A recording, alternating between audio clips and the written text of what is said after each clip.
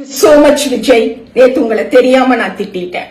அதாவது நடிகர் Vijay the best motivational speaker for DMK அப்படின்னு சொல்லி இன்னைக்கு எங்க மாவட்ட துணை செயலாளர் செந்தில் அண்ணன் என்கிட்ட காலையில சொன்னாருங்க. நான் ஆச்சரியமா அண்ணா அப்படின்னு சொல்லி பாக்குறேன். அவர் சொல்றாரு, ஆமாமா திமுக ஒரு தீய சக்தி, திமுக ஒரு தீய சக்தின்னு விஜய் பேச பேச வீட்டுக்குள்ள இருக்கிற திமுக காரன் கூட இந்நேரம் ரோட்டுக்கு வரணும்னு முடிவெடுத்திருப்பான்.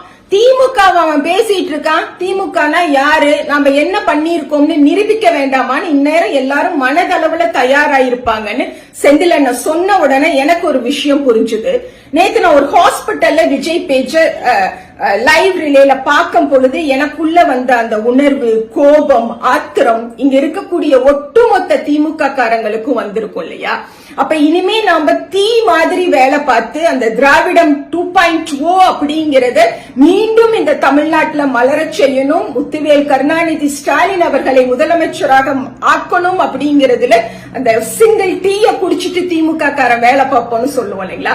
அந்த மாதிரியான வரலாறு எல்லாம் திரும்ப பார்க்க போறோம்னு எனக்கு இருக்கும் பொழுது செந்திலன் ஒரு விஷயம் சொன்னாரு.